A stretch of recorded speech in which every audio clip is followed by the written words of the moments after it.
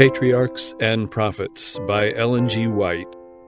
Chapter 2. The Creation. By the word of the Lord were the heavens made, and all the host of them by the breath of his mouth. For he spake, and it was. He commanded, and it stood fast. Psalm 33, verses 6 and 9. He laid the foundations of the earth, that it should not be removed forever. Psalm 104, verse 5. As the earth came forth from the hand of its Maker, it was exceedingly beautiful. Its surface was diversified with mountains, hills, and plains, interspersed with noble rivers and lovely lakes.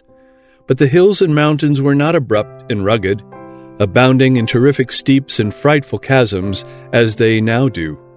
The sharp, ragged edges of earth's rocky framework were buried beneath the fruitful soil, which everywhere produced a luxuriant growth of verdure. There were no loathsome swamps or barren deserts. Graceful shrubs and delicate flowers greeted the eye at every turn. The heights were crowned with trees more majestic than any that now exist. The air, untainted by foul miasma, was clear and healthful. The entire landscape outvied in beauty the decorated grounds of the proudest palace.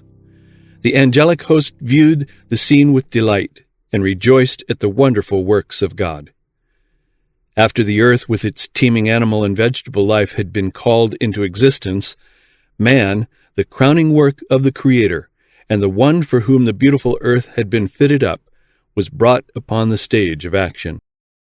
To him was given dominion over all that his eye could behold. For God said, "Let us make man in our image, after our likeness, and let them have dominion over all the earth." So God created man in his own image, male and female created he them. Here is clearly set forth the origin of the human race, and the divine record is so plainly stated that there is no occasion for erroneous conclusions. God created man in his own image. Here is no mystery. There is no ground for the supposition that man was evolved by slow degrees of development from the lower forms of animal or vegetable life. Such teaching lowers the great work of the Creator to the level of man's narrow earthly conceptions. Men are so intent upon excluding God from the sovereignty of the universe that they degrade man and defraud him of the dignity of his origin. He who set the starry worlds on high and tinted with delicate skill the flowers of the field, who filled the earth and the heavens with the wonders of his power when he came to crown his glorious work, to place one in the midst to stand as ruler of the fair earth, did not fail to create a being worthy of the hand that gave him life. The genealogy of our race, as given by inspiration, traces back its origin not to a line of developing germs, mollusks, and quadrupeds, but to the great Creator. Though formed from the dust, Adam was the Son of God. He was placed as God's representative over the lower orders of being. They cannot understand or acknowledge the sovereignty of God, yet they were made capable of loving and serving man. The psalmist says, "Thou madest him to have dominion over the works of thy hands. Thou hast put all things under his feet, the beasts of the field, the fowl of the air, and whatsoever passeth through the paths of the seas." Psalm 8, verses 6 through 8. Man was to bear God's image, both in outward resemblance and in character. Christ alone is the express image of the Father, but man was formed in the likeness of God. His nature was in harmony with the will of God. His mind was capable of comprehending divine things. His affections were pure. His appetites and passions were under the control of reason. He was holy and happy in bearing the image of God and in perfect obedience to his will. As man came forth from the hand of his Creator, he was of lofty stature and perfect symmetry. His countenance bore the ruddy tint of health and glowed with the light of life and joy. Adam's height was much greater than that of men who now inhabit the earth. Eve was somewhat less in stature, yet her form was noble and full of beauty. The sinless pair wore no artificial garments. They were clothed with a covering of light and glory, such as the angels wear. So long as they lived in obedience to God, this robe of light continued to enshroud them. After the creation of Adam, every living creature was brought before him to receive its name. He saw that to each had been given a companion, but among them there was not found an helpmeet for him. Among all the creatures that God had made on the earth, there was not one equal to man. And God said, "It is not good that man should be alone. I will make him an helpmeet for him." Man was not made to dwell in solitude. He was to be a social being.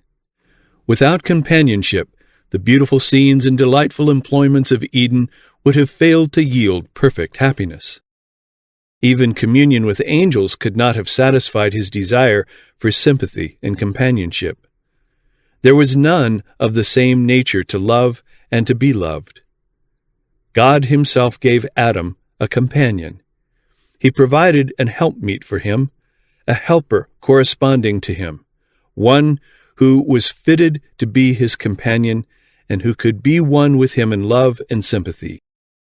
Eve was created from a rib taken from the side of Adam, signifying that she was not to control him as the head, nor to be trampled under his feet as an inferior, but to stand by his side as an equal, to be loved and protected by him. A part of man, bone of his bone, and flesh of his flesh, she was his second self, showing the close union and the affectionate attachment that should exist in this relation. For no man ever yet hated his own flesh, but nourisheth and cherisheth it. Ephesians 5, verse 29. Therefore shall a man leave his father and his mother, and shall cleave unto his wife, and they shall be one. God celebrated the first marriage. Thus the institution has for its originator the Creator of the universe. Marriage is honorable. It was one of the first gifts of God to man, and it is one of the two institutions that, after the fall, Adam brought with him beyond the gates of paradise. When the divine principles are recognized and obeyed in this relation, marriage is a blessing. It guards the purity and happiness of the race. It provides for man's social needs. It elevates the physical, the intellectual, and the moral nature. And the Lord God planted a garden eastward in Eden, and there he put man whom he had formed. Everything that God had made was the perfection of beauty, and nothing seemed wanting that could contribute to the happiness of the holy pair. Yet the Creator gave them still another token of his love by preparing a garden especially for their home. In this garden were trees of every variety, many of them laden with fragrant and delicious fruit. There were lovely vines, growing upright, yet presenting a most graceful appearance, with their branches drooping under their load of tempting fruit of the richest and most varied hues. It was the work of Adam and Eve to train the branches of the vine to form bowers, thus making for themselves a dwelling from living trees covered with foliage and fruit. There were fragrant flowers of every hue in rich profusion. In the midst of the garden stood the tree of life, surpassing in glory all other trees. Its fruit appeared like apples of gold and silver, and had the power to perpetuate life. The creation was now complete. The heavens and the earth were finished, and all the host of them. And God saw everything that he had made, and behold, it was very good. Eden bloomed on earth. Adam and Eve had free access to the tree of life. No taint of sin or shadow of death marred the fair creation. The morning stars sang together, and all the sons of God shouted for joy. Job 38, verse 7. The great Jehovah had laid the foundations of the earth.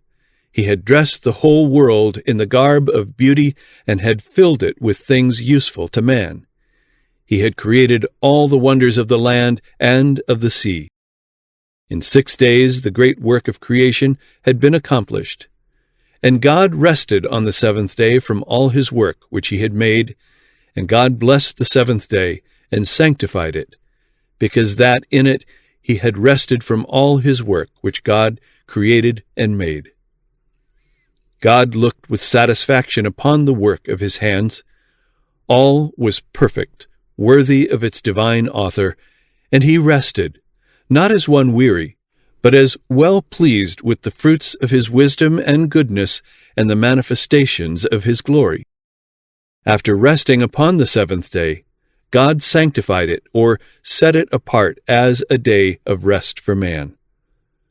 Following the example of the Creator, man was to rest upon this sacred day, that as he should look upon the heavens and the earth, he might reflect upon God's great work of creation, and that as he should behold the evidences of God's wisdom and goodness, his heart might be filled with love and reverence for his Maker. In Eden, God set up the memorial of his work of creation in placing his blessing upon the seventh day. The Sabbath was committed to Adam, the father and representative of the whole human family.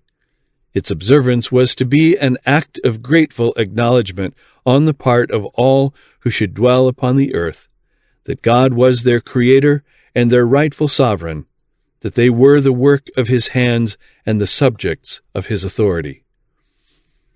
Thus the institution was wholly commemorative and given to all mankind. There was nothing in it shadowy or of restricted application to any people.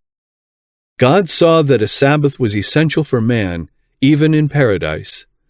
He needed to lay aside his own interests and pursuits for one day of the 7, that he might more fully contemplate the works of God and meditate upon his power and goodness. He needed a Sabbath to remind him more vividly of God and to awaken gratitude because all that he enjoyed and possessed came from the beneficent hand of the Creator. God designs that the Sabbath shall direct the minds of men to the contemplation of his created works. Nature speaks to their senses, declaring that there is a living God, the Creator, the supreme ruler of all. The heavens declare the glory of God, and the firmament showeth his handiwork. Day unto day uttereth speech, and night unto night showeth knowledge. Psalm 19, verses 1 and 2. The beauty that clothes the earth is a token of God's love. We may behold it in the everlasting hills, in the lofty trees, in the opening buds and the delicate flowers. All speak to us of God. The Sabbath, ever pointing to him who made them all, bids men open the great book of nature and trace therein the wisdom, the power, and the love of the Creator. Our first parents, though created innocent and holy, were not placed beyond the possibility of wrongdoing. God made them free moral agents, capable of appreciating the wisdom and benevolence of his character and the justice of his requirements, and with full liberty to yield or to withhold obedience. They were to enjoy communion with God and with holy angels, but before they could be rendered eternally secure, their loyalty must be tested.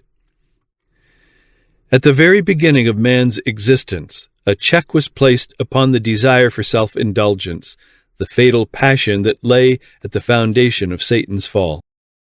The tree of knowledge, which stood near the tree of life in the midst of the garden, was to be a test of the obedience, faith, and love of our parents. While permitted to eat freely of every other tree, they were forbidden to taste of this on pain of death. They were also to be exposed to the temptations of Satan. But if they endured the trial, they would finally be placed beyond his power to enjoy perpetual favor with God. God placed man under law as an indispensable condition of his very existence. He was a subject of the divine government, and there can be no government without law. God might have created man without the power to transgress his law. He might have withheld the hand of Adam from touching the forbidden fruit, but in that case, man would have been not a free moral agent, but a mere automaton. Without freedom of choice, his obedience would not have been voluntary, but forced. There could have been no development of character.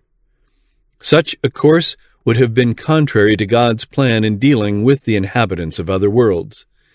It would have been unworthy of man as an intelligent being, and would have sustained Satan's charge of God's arbitrary rule. God made man upright. He gave him noble traits of character with no bias toward evil. He endowed him with high intellectual powers and presented before him the strongest possible inducements to be true to his allegiance. Obedience, perfect and perpetual, was the condition of eternal happiness. On this condition, he was to have access to the tree of life. The home of our first parents was to be a pattern for other homes as their children should go forth to occupy the earth. That home, beautified by the hand of God himself, was not a gorgeous palace. Men, in their pride, delight in magnificent and costly edifices and glory in the works of their own hands. But God placed Adam in a garden. This was his dwelling. The blue heavens were its dome. The earth, with its delicate flowers and carpet of living green, was its floor, and the leafy branches of the goodly trees were its canopy. Its walls were hung with the most magnificent adornings, the handiwork of the great master artist. In the surroundings of the holy pair was a lesson for all time, that true happiness is found not in the indulgence of pride and luxury, but in communion with God through his created works. If men would give less attention to the artificial and would cultivate greater simplicity, they would come far nearer to answering the purpose of God in their creation. Pride and ambition are never satisfied, but those who are truly wise will find substantial and elevating pleasure in the sources of enjoyment that God has placed within the reach of all. To the dwellers in Eden was committed the care of the garden, to dress it and to keep it. Their occupation was not wearisome, but pleasant and invigorating. God appointed labor as a blessing to man, to occupy his mind, to strengthen his body, and to develop his faculties. In mental and physical activity, Adam found one of the highest pleasures of his holy existence.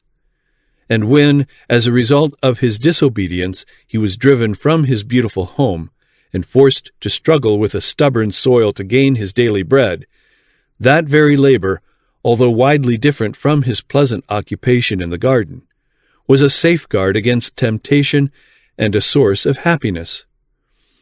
Those who regard work as a curse, attended though it be with weariness and pain, are cherishing an error. The rich often look down with contempt upon the working classes, but this is wholly at variance with God's purpose in creating man.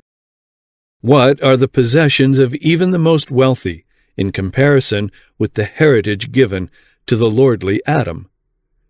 Yet Adam was not to be idle. Our Creator, who understands what is for man's happiness, appointed Adam his work. The true joy of life is found only by the working men and women. The angels are diligent workers. They are the ministers of God to the children of men. The Creator has prepared no place for the stagnating practice of indolence. While they remained true to God, Adam and his companion were to bear rule over the earth. Unlimited control was given them over every living thing. The lion and the lamb sported peacefully around them or lay down together at their feet. The happy birds flitted about them without fear, and as their glad songs ascended to the praise of their Creator, Adam and Eve united with them in thanksgiving to the Father and the Son. The holy pair were not only children under the fatherly care of God, but students receiving instruction from the all-wise Creator. They were visited by angels and were granted communion with their Maker, with no obscuring veil between. They were full of the vigor imparted by the tree of life, and their intellectual power was but little less than that of the angels. The mysteries of the visible universe, the wondrous works of Him which is perfect in knowledge, afforded them an exhaustless source of instruction and delight. The laws and operations of nature which have engaged men's study for 6,000 years were opened to their minds by the infinite Framer and Upholder of all. They held converse with leaf and flower and tree, gathering from each the secrets of its life. With every living creature, from the mighty Leviathan that playeth among the waters, to the insect mote that floats in the sunbeam, Adam was familiar. He had given to each its name, and he was acquainted with the nature and habits of all. God's glory in the heavens, the innumerable worlds in their orderly revolutions, the balancing of the clouds, the mysteries of light and sound, of day and night, all were open to the study of our first parents. On every leaf of the forest or stone of the mountains, in every shining star, in earth and air and sky, God's name was written. The order and harmony of creation spoke to them of infinite wisdom and power. They were ever discovering some attraction that filled their hearts with deeper love and called forth fresh expressions of gratitude. So long as they remained loyal to the divine law, their capacity to know, to enjoy, and to love would continually increase. They would be constantly gaining new treasures of knowledge, discovering fresh springs of happiness, and obtaining clearer and yet clearer conceptions of the immeasurable, unfailing love of God.